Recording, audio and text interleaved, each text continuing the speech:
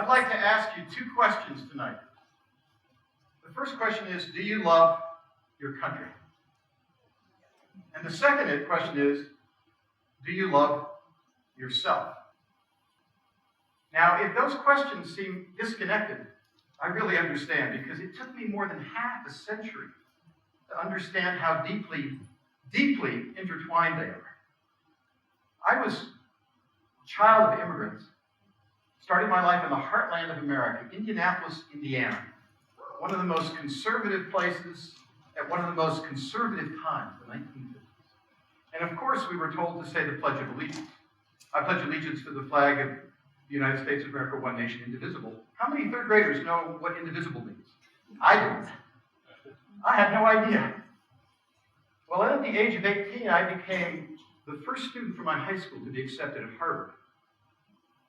So I got in my friend Joey's convertible, and we drove to Cambridge, Massachusetts in the late 1960s. I went from the most conservative place in America to the most liberal at the most liberal time. And of course, I became a liberal. In fact, I became a radical. I was outraged by the Vietnam War. I turned my draft card in. I graduated. I joined a think tank at Yale University, worked with a young woman named Hillary Rodham, who was dating this guy named Bill. We put out position papers, liberal position papers, and the Nixon and Ford administration totally ignored us. Why were they ignoring us? Well, of course they were ignoring us because they were conservatives and we were liberals. And that's when I learned there's two ways to love America: the conservative way and the liberal way. And you had to choose. So I began a period of thinking I was right and they were wrong. And I did what I thought people in America do. You think you're right, they're wrong. You argue. You want them to listen. You want to persuade them. They want to persuade you. You listen to your own media. They listen to theirs. And you argue. Well, after several years of arguing, it didn't feel like love to me. It didn't feel like loving America. So I started asking deeper questions. That's when I realized not everybody was a conservative. Not everybody was a liberal. There were a lot of us who were independents. And for those of you who are millennials out there, the vast majority of you are. We felt there's something wrong going on. There's something missing here. And indeed there was. So I started studying conflict resolution. I became a mediator. And I said to myself, I'm not going to take sides. I'm going to be a bridge between the sides. That's how I want to love America. So I worked in communities across the country, working with the Rockefeller Foundation and other organizations, bringing liberals and conservatives together and helping them find common enterprises, things that would be good for their community, projects that would strengthen their community. It was incredibly gratifying. And after a decade of that, I was actually asked to speak on Capitol Hill. And to my amazement, I was selected by the House of Representatives to design and facilitate the retreats for the U.S. Congress. It was an incredible honor. And I was thrilled, and I was also terrified, because I was working for 5 Democrats and 5 Republicans were on the committee.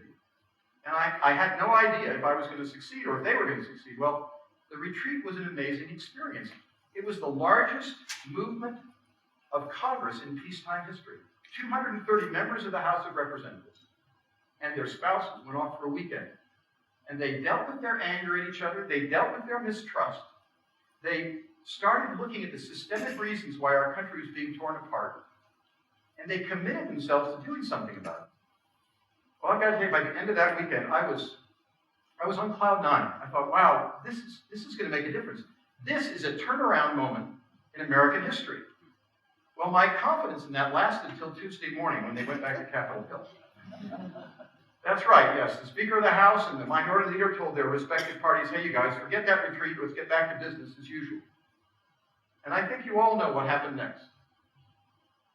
We began a 20-year downward slide into the most toxic partisanship we've ever seen, culminating in the 2016 election.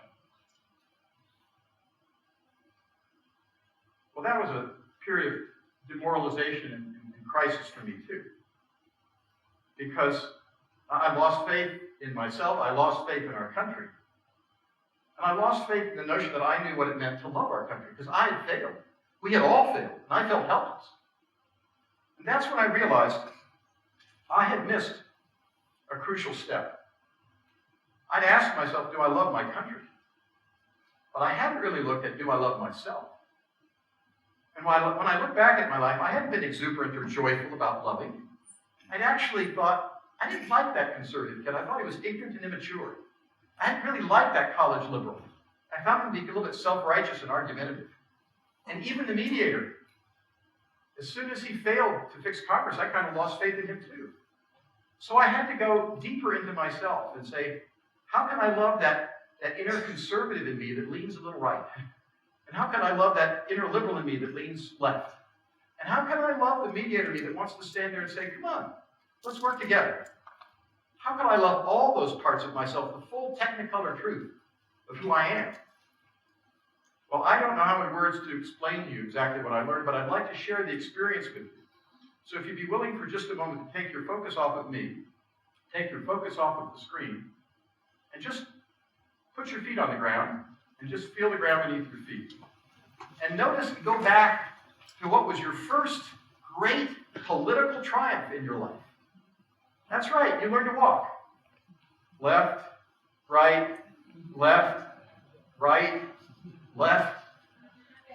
Yeah, that's right. We are walking examples of transpartisan collaboration. And what are you doing right now? You're looking with your left eye and your right eye, and you're listening with your left ear and your right ear, and you're processing with your left hemisphere and your right hemisphere. And as a result, you're seeing me more clearly, and you're hearing me more clearly, and you're processing what I'm saying. Because from the tips of our heads to our feet, we are transpartisan. We are beyond this dichotomy. We are whole human beings. And just think about it. If we were truly in touch with our visual and oral and mental facilities, if we were truly whole beings, if we were truly willing to take our right hand and our left hand and live a life with both hands, not with one hand tied behind our back because we're partisans or because we're taking orders from some party, but if we really lived our lives with both hands, think what we can do. Well, think what our country could do if it lived its life with both hands, if we lived as Americans with both hands. So, if that's the truth of who we are, if that's the truth of who you are and I am, then why, as soon as somebody says abortion, or someone says guns, or someone says the economy, or someone says any issue, how come suddenly we're supposed to be left or right, Republican or Democrat, pro or con, red or blue? How come we let ourselves be divided against ourselves so quickly? Well, let's not let that happen to ourselves. Let's acknowledge we know how to care for a mother and her child at the same time. We know how to love them both. We know how to care about our kids and make our schools safer. We know how to do that. We don't have to become pro-gun or anti-gun ethics. We just sit down and say, how do we make our schools safer? We don't have to become right or left on the economy. We can say, I'm conservative. I don't want the next generation burdened with $1 trillion of debt. But I'm a liberal. I don't want to balance the budget by cutting programs for hungry kids. If I want to send you an email or have a phone conversation, do we want the government listening? No. Is that liberal or conservative? It doesn't matter. It's the truth. Do we want a defense budget that really, is threat-based or one that's contractor-based? We know how to get a lean, efficient defense budget. We know how to do that. So, my friends, if we're grounded in our bodies and our hearts, if we're really grounded, then loving our country makes sense. And so does the Pledge of Allegiance. We don't pledge allegiance to the red stripes, but not the white. We don't pledge allegiance to my star, but not your star. We pledge allegiance to the flag of the United States of America. So let's stop doing this passive recitation of a civic mantra. Instead, let's stop saying it and start living it. Let's start living it. What does that mean? It means that it's time to start truly accepting our whole selves, not letting people divide us against ourselves. It means starting to forge friendships across the political spectrum. It means listening to news sources that are diverse and contradictory so we can learn to think for ourselves. And it means electing leaders. That's right, electing leaders who truly commit themselves to working for the whole country, to working together, to face the challenges for this country that we all love. And if they do that, then they really mean it when they say one nation, indivisible, with liberty and justice for all.